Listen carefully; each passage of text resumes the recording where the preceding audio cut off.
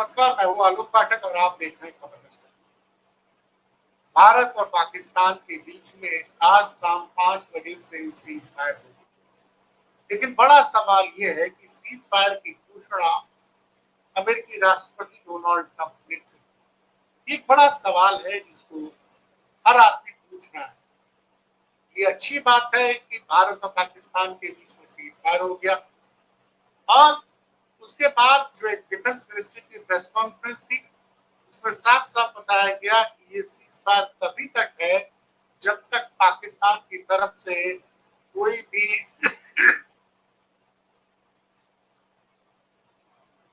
ऐसी कार्रवाई नहीं की जाती है जिससे भारत के अंदर शांति व्यवस्था को खतरा हो। अगर पाकिस्तान ने कोई भी गलती की यानी कोई भी आतंकी घटना हुई भारत में तो उसको एकता प्रेरण माना जाएगा और भारत की सेना तुरंत कार्रवाई करेगी। तो पाकिस्तान को एक तरफ से चेतावनी भी दी कि ठीक हमने सीज फायर एक्सेप्ट कर लिया, लेकिन आपने कोई भी गलती की, कोई भी बेवकूफी की तो हम आपकी हर बेवकूफी का, हर गलती का मुंह तोड़ जवाब देने के लिए हमारी तीनों सेनाएं, आर्मी, एयरफोर्स होने भी तैयार। ये घोषणा इसके पहले विदेश मंत्रालय के प्रवक्ता मीडिया के सामने 2 मिनट के लिए आए और उन्होंने जानकारी दी कि आज दिन में 3:35 पर पाकिस्तान के director general of military operations DGMO ने फोन किया भारत के director general of military operations को और उन्होंने बोला कि हम सीज फायर के लिए सीज फायर करना चाहते हैं और भारत और बिना शर्त सीज फायर करना चाहते हैं तो भारत सीज फायर के लिए तैयार होगा। ये सब घटनाएं आती हैं बाद में। सबसे पहले लगभग 5 बजे के करीब अमेरिकी राष्ट्रपति डोनाल्ड ट्रंप ट्वीट करते हैं। ट्वीट को मैं पढ़ के सुना रहा हूं क्योंकि इस ट्वीट ने खलबली मचा दी। जो ट्वीट किया है डोनाल्ड ट्रंप ने वो आपको मैं बता रहा हूं।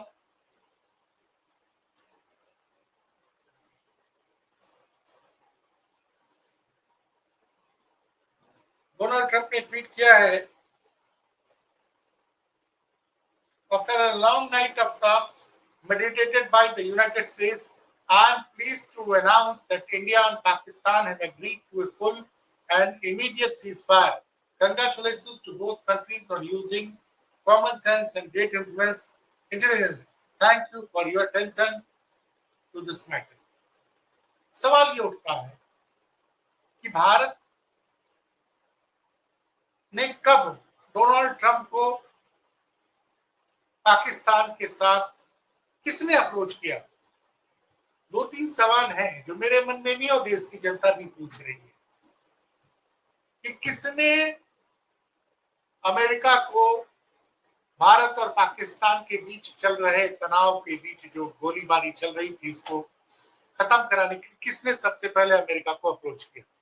ये सवाल, इस सवाल को जानना अब इस देश के नागरिकों का हक है। कांग्रेस ने भी मांग की है कि प्रधानमंत्री मोदी तुरंत ऑल पार्टी मीटिंग बुलाएं और खुद उस ऑल पार्टी मीटिंग में बैठे और बताएं कि कैसे ये सीज फायर हुआ।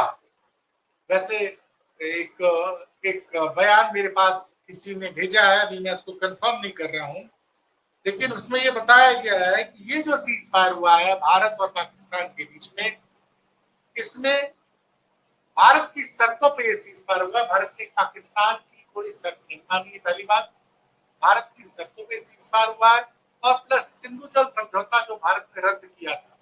याद करिए पहलगाम में जब 22 अप्रैल को आतंकियों ने भारत के 25 नागरिक भारत के और एक नेपाली नागरिक की जान ली थी आतंकियों ने। उसके बाद से भारत ने कड़ा कदम उठाते हुए 1960 के दशक में हुए सिंधु जल समझौते को रद्द कर दिया। तो अभी जो मीडिया खबर आ रही है कि सिंधु जल समझौता रद्द रहेगा और भारत सरकार के director general of military operations Bharat के और director general of military operations Pakistan के 12 मई को इनकी मीटिंग होने वाली है। लेकिन तमाम लोग फिर वही सवाल पूछ रहे हैं कि आखिरकार ये सीज फायर का जो फैसला है, इसकी जानकारी डोनाल्ड ट्रंप ने क्यों सबसे पहले दी?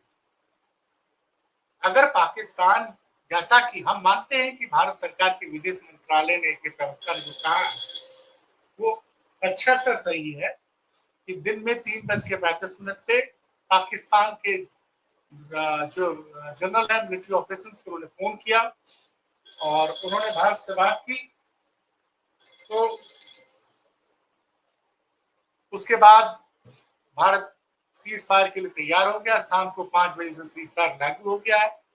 और अभी की मीडिया रिपोर्ट्स को माने, क्योंकि मैं ये वीडियो रिकॉर्ड कर रहा हूँ शाम को 8:30 बजे करीब, तो दैनिक भास्कर की एक खबर है कि अखनूर सेंटर में, जम्मू कश्मीर के अखनूर सेक्टर में अभी भी पाकिस्तान की तरफ से गोलाबारी हो रही है। तो अभी एक तरह तो पाकिस्तान के उप प्रधानमंत्री ने भी मान लिया कि वहां पे सीज फायर हो गया है। भारत सरकार के विदेश मंत्रालय के प्रवक्ता का भी बयान आ गया, भारत सरकार के रक्षा मंत्रालय की भी छोटी सी प्रेस कॉन्फ्रेंस हुई। उस प्रेस कॉन्फ्रेंस का सिंपल सा मतलब यह था कि फिलहाल भारत की सेना ने जो कहा, उनके प्रवक्ता ने कहा कि फिलहाल तुम सीज फायर के लिए तैयार हैं, आपने सीज फायर की बात की, मान गए, लेकिन अगर आपकी तरफ से कोई भी सीज फायर का उल्लंघन होगा तो भारत की सेना तुरंत जवाब देगी, पहली बात। दूसरी बात कि अब कोई भी आतंकी घटना होगी तो उसको एक्ट ऑफ वार माना जाएगा। तो क्या इन घटनाओं के बाद, इस सीज फायर के बाद, पाकिस्तान अपनी भूमि पर आतंकवादियों को ट्रेनिंग कराना बंद करेगा, उनको ट्रेनिंग देना, उनको हथियार देना, उनको लॉजिस्टिक्स उपलब्ध करना बंद करेगा कि नहीं करेगा? ये बड़ा सवाल है, क्योंकि पाकिस्तान हमेशा जब भी मुसीबत में फंसता है वो उस वक्त तो बात कर देता है, लेकिन फिर बाद में उसी तरह की हरकतें शुरू हो जाती है। तो ये एक बड़ा सवाल है। और इस बार भारत की सेना ने बड़ा पराक्रम दिखाया था और 7 तारीख की सुबह उसने पाकिस्तान के अंदर स्थित 9 आतंकी केंद्रों पर हमला किया था, हवाई हमला, और सारे हमले मतलब पूरी तरह से सक्सेसफुल रहे थे। आप सबने देखा।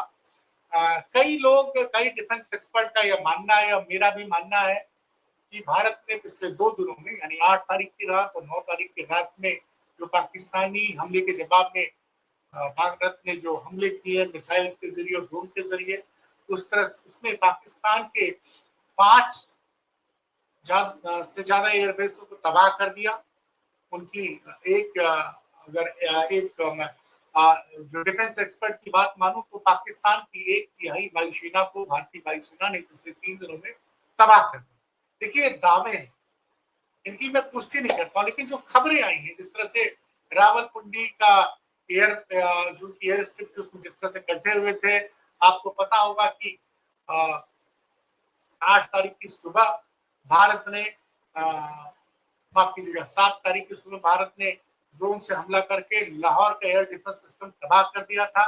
और पिछले 2 दिनों में लगातार पाकिस्तान ने जितने भी ड्रोन से अटैक किया था, उन सब ड्रोन को भारतीय वायुसेना न्यूट्रलाइज कर दिया था।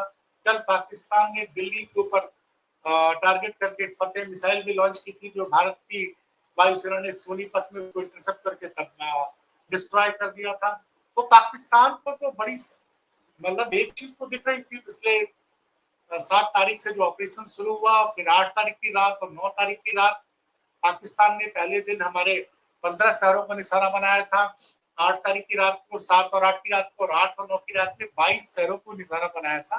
लेकिन भारत की सजग वायुसेना ने उनके सारे आक्रमण को विफल कर दिया। तो क्या जो डिफेंस एक्सपर्ट कह रहे हैं, वैसे बीच में पता चला कि जब भारत ने 7 तारीख को कार्रवाई की थी और आतंकी ठिकानों को तबाह कर दिया था, पाकिस्तान स्थित 9 आतंकी ठिकाने, और इस बार जो है बॉर्डर के सटे हुए नहीं बल्कि लाहौर और तमाम शहरों में पाकिस्तान, पहले क्या होता था, जो हमने सर्जिकल स्ट्राइक की थी वो पाक ऑक्युपाइड कश्मीर में की थी, लेकिन इस बार पाक ऑक्युपाइड कश्मीर के अलावा पाक के अंदर स्थित कई आतंकी ठिकानों को हमने निशाना बनाया था। इसमें मसूद अजहर के जो आतंकी ट्रेनिंग कैंप था उसको पूरी तरह से तबाह किया था। अगर मीडिया रिपोर्ट्स को माने तो मसूद अजहर के घर के 1 दर्जन से ज्यादा लोग इस टेररिस्ट अटैक में खत्म हो गए थे। भारत के जो और आज दिन में कई डेवलपमेंट हुए। जो यूरोप का बड़ा सैटेलाइट चैनल है ब्रिटेन का स्काई स्काई चैनल ने अपनी रिपोर्ट्स में बताया कि भारत के वायु अटैक से एयर अटैक से पाकिस्तान में कई जगह भारी नुकसान हुआ है। तो ये भी खबरें थी। और दूसरा एक खबर जो जो बड़ी बात थी जिस पे मेरी नजर गई थी और जिस चीज पे कि ये दिन में एक खबर आई थी, एक ट्वीट था कि G7 के जो G7 में उसमें अमेरिका है, ब्रिटेन है, जर्मनी है, फ्रांस है, उसके अलावा इटली है, 7 विकसित देशों के विदेश मंत्रियों ने पाकिस्तान को IMF के जरिए एक लोन दिलवाया था। उस लोन पे के बाद जो G7 की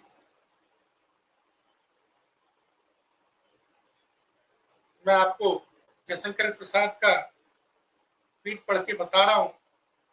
तो उसमें उन्होंने कहा था कि लोन तो दिया गया था 11 करोड़ रुपए का पाकिस्तान को, उसके 11,000 करोड़ का IMF के द्वारा G7 द्वारा दिया गया था। बोला गया था उस वक्त ये अपील की गई थी भारत और पाकिस्तान तनाव को कम।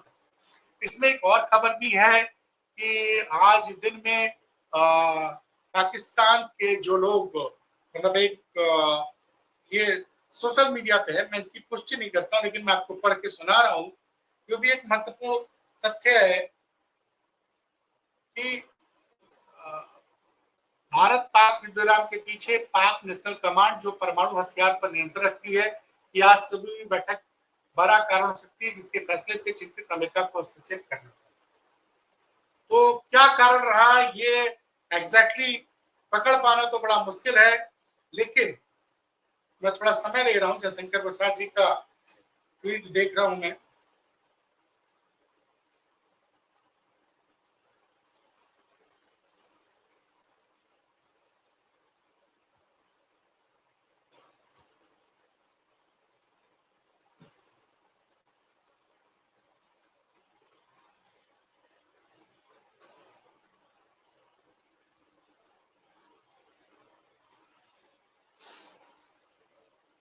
माफ कीजिएगा, मुझे थोड़ा समय लग रहा है, मैं अभी आपको बताता हूं क्योंकि वो ट्वीट बहुत महत्वपूर्ण है।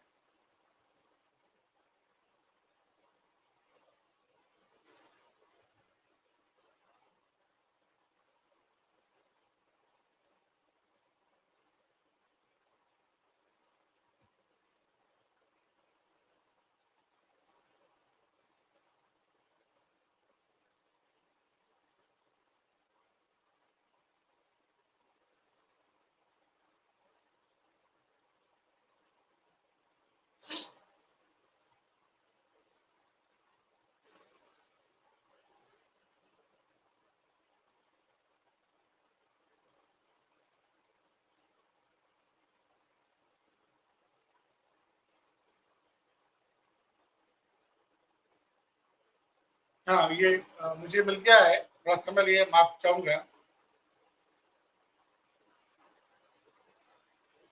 We, the G7 foreign minister of Canada, France, Germany, Italy, Japan, and United Kingdom and United States of America, and the high representatives of the European Union strongly condemns the ingenious terrorist attack in Pahalgam. सबसे पहले तो उन्होंने पालगाम के terrorist attack की आलोचना की है and urged maximum restraint from both India and Pakistan. Further military escalation pose a serious threat to the regional stability. We are deeply concerned for the safety of the civilians on both sides.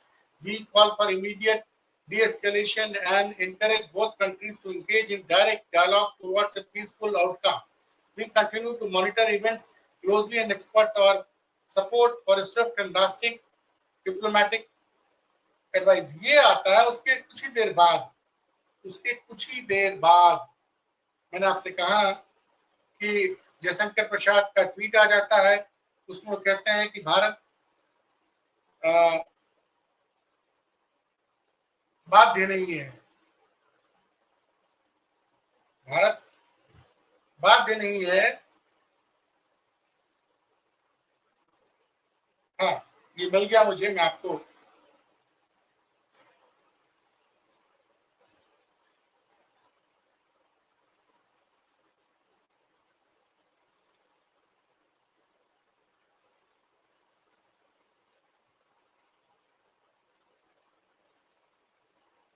ये उसका tweet delete कर दिया गया। देखिए, इस जैसे ही ये घोषणा हुई इस चीज की, उसके बाद डिलीट कर दिया गया। खैर, अभी की बड़ी खबर यही है कि भारत और पाकिस्तान के बीच में सीज फायर हो गया है, लेकिन आम जनमानस यही सवाल पूछ रहा है कि भारत और पाकिस्तान के सीज फायर की घोषणा डोनाल्ड ट्रंप ने क्यों की? क्यों अमेरिका ने इस भारत पाकिस्तान के बीच में मध्यस्थता की? इस सवाल का जवाब देश की जनता और विपक्ष दोनों नरेंद्र मोदी से जानना चाहते हैं।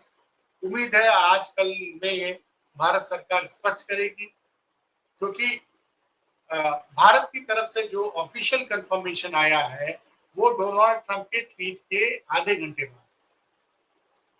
पहली घोषणा डोनाल्ड ट्रंप ने की और उसके बाद अमेरिका के विदेश मंत्री ने ट्वीट किया और उन्होंने बताया कि अमेरिका के उपराष्ट्रपति जेडी वांस ने नरेंद्र मोदी से बात की, पाकिस्तान के प्राइम मिनिस्टर शहबाज शरीफ से बात की, पाकिस्तान के chief of army staff Asim Munir से बात की और उसके बाद भारत और पाकिस्तान और भारत के बीच में अब सीज फायर हो गया है। तो ये बात थोड़ा चौंकाने वाली है कि ठीक है, उसके तुरंत बाद पाकिस्तान के प्रधानमंत्री ने भी ट्वीट करके जानकारी दी कि भारत और पाकिस्तान दोनों सीज फायर के लिए तैयार हो गए हैं। तो ये कुछ सवाल है जो देश की जनता पूछ रही है। उम्मीद है कि भारत की सरकार इस पूरा किस तरह से सीज फायर हुआ और जो पाकिस्तान ने जो हमको अप्रोच किया सीज फायर के लिए, उसमें उन्होंने क्या क्या बोला, वो सारी चीजें इस देश की जनता को जानने का हक है। अंत में हम सभी को गर्व है अपनी सेना पर, क्योंकि हमारी सेना ने पिछले 3 दिनों में पाकिस्तान के छक्के छुड़ा दिए। सच यही है कि पाकिस्तान की सारी कोशिशें नाकामयाब हो गई। पाकिस्तान ने कभी उम्मीद नहीं की थी कि भारत की सेनाएं उनके सीमा के अंदर घुसकर इस कदर आतंकी ठिकानों पर हमला करेंगी, उनको तबाह कर देंगी। उन्होंने सपने में भी नहीं सोचा था।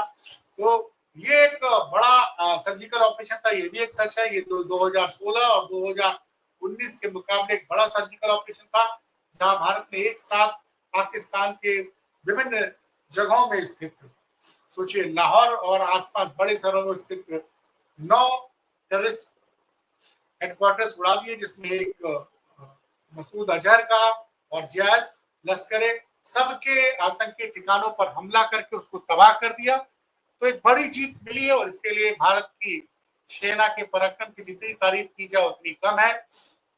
भारत का उद्देश्य हमेशा यही रहता है कि हम शांति चाहते हैं, लेकिन किसी ने भी अगर भारत की तरफ सर उठा के भी देखा तो हमारी सेना उसी तरह से जवाब देगी जैसे उन्होंने पिछले 85 घंटों में दिया। ये खबर कैसी लगी बताइएगा जरूर, इस पर अपनी राय जरूर दीजिएगा कि आखिर अमेरिका ने क्यों मध्यस्थता की भारत और पाकिस्तान के बीच में। इस पर अपनी राय जरूर दीजिएगा। क्या मध्यस्थता करना उचित था या गलत? बहुत बहुत धन्यवाद।